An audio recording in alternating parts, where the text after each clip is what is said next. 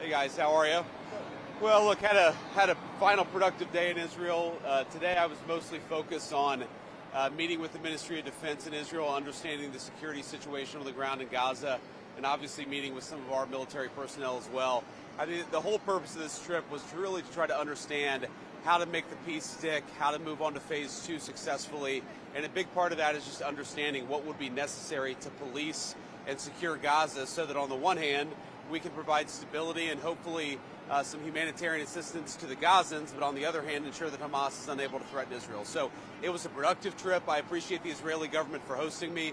Really appreciate all the folks from Central Command in particular who are trying to make this peace stick. It's very important for our country, and I think that we're on a very good pathway. It's very early, but it's a good start. Do you feel like you were able to make any progress towards phase 2 of the president's peace agreement during this trip? Well, I do, and in fact, not just me, but the entire team. I know Marco's going to arrive in just a couple of hours. Jared Kushner and Steve Witkoff are in Saudi Arabia, and then I believe right now they're actually in the UAE trying to marshal support for the International Security Force. It's very early, but I do think that we've made a lot of progress in understanding what the composition of the ISF would look like and understanding what would be necessary for it to actually be effective, and then just to understand how Central Command is going to work with the troops who are going to actually be on the ground. Again, no American troops on the ground, but American troops supervising and mediating the peace, understanding what that relationship would look like. That's really what I was here to do. I think we did make some progress. I'm going to go back home and continue to work on it. So, Vice President, did you get any clarity on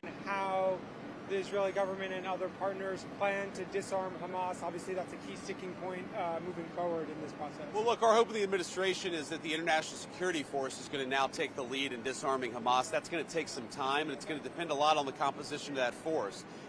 There are certain countries who I expect will be quite good at it.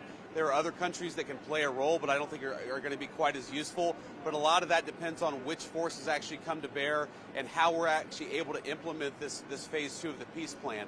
I do think that we're in a good place. I mean, for all of the difficulties and all the problems, right now, I think we can say with confidence that Israel's respecting the ceasefire, Hamas is respecting the ceasefire. There are exceptions. There are little exceptions that break out here and there. That would be expected when these two parties have been at war for 2 years. But so far, the ceasefire is actually holding, the peace is actually holding, and now we're trying to figure out how to make it stick over the long term. And can you talk about the reconstruction plan? Jared Kushner in the press conference with you said there was some consideration of giving funds to areas not controlled by Hamas. Is there a dividing line? Do you have any details about what that reconstruction plan would look like at this point? Yeah, I mean, right now, look, there are two basic areas of Gaza. One area is, I don't know, maybe you've got 100,000, 200,000 Gazans living in that area. It is largely Hamas-free. Not perfectly Hamas-free, but it's largely secure. And then you have what we're calling the red zone, which is where you still have significant Hamas presence. It's still quite dangerous.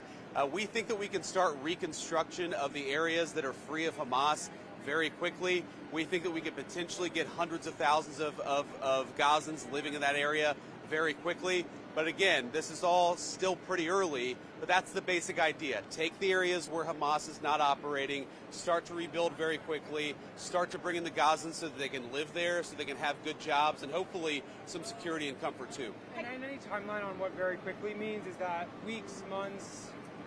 Well, I think that we could actually have tens of thousands of Gazans moving into southern Gaza, where again you have the Hamas-free zone in the next couple of months, and then tens of thousands beyond that. I think the hope is to rebuild Rafah over the next 2 to 3 years, and theoretically you could have 500,000 people live in a rebuilt Rafah. But again, it's going to be sequencing. You're going to have first some people, and then more, and then hopefully in a couple years, 500,000 people living in security, living in comfort, and also living in a situation where they're not threatening their Israeli neighbors. Was this your first time meeting with Netanyahu?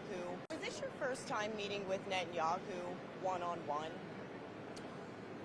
That's a good question. I have to think about that. No, I've met with Netanyahu. I met with the Prime Minister one-on-one in Washington. Certainly the first time I've ever met with him one-on-one in Israel.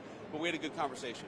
And when was the last time that the U.S. spoke with Hamas? I know that Steve Witkoff and Jared Kushner had spoken with them directly when they were trying to get phase 1 over across the finish line. Yeah, I mean, look, I actually don't know the answer to that question. We can always pick up the phone and call Hamas, at least through an intermediary, if we want to. But most of our communication has been with our Gulf Arab friends, and of course with the Israelis about what this international security force is going to look like. That is not primarily a Hamas conversation.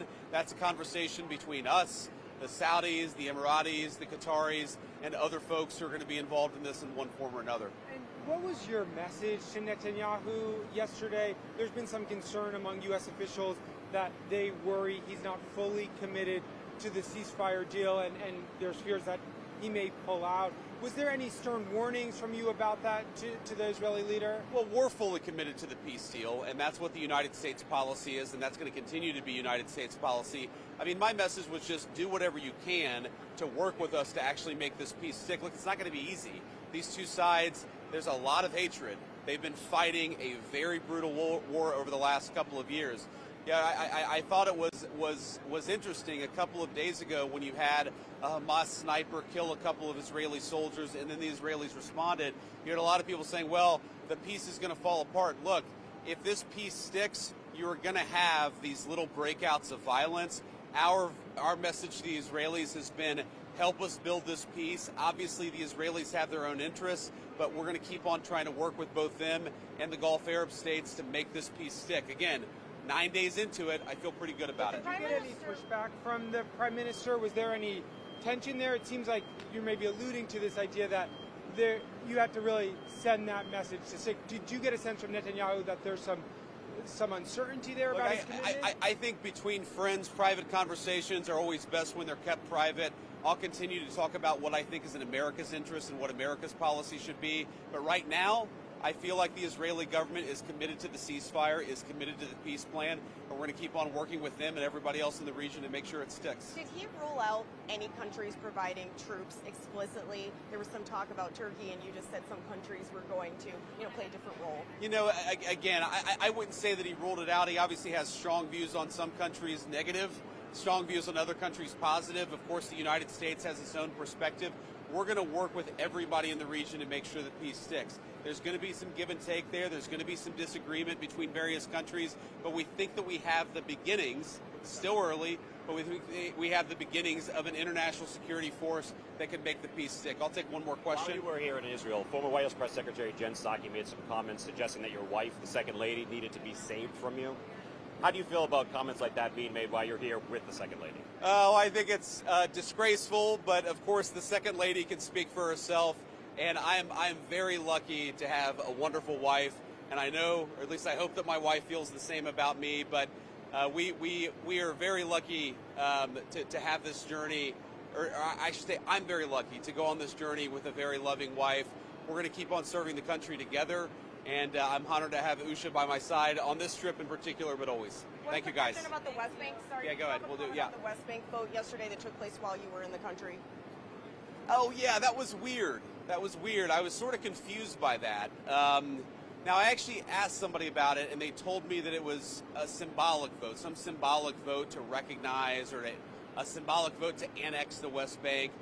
I mean, what I would say to that is when I asked about it, somebody told me that it was a political stunt, that it had no practical significance. It was purely symbolic. I mean, look, if it was a political stunt, it was a very stupid political stunt, and I personally take some insult to it. The West Bank is not going to be annexed by Israel. The policy of the Trump administration is that the West Bank will not be annexed by Israel. That will continue to be our policy. And if people want to take symbolic votes, they can do that. But we certainly weren't happy about it. Thank you. Thank you.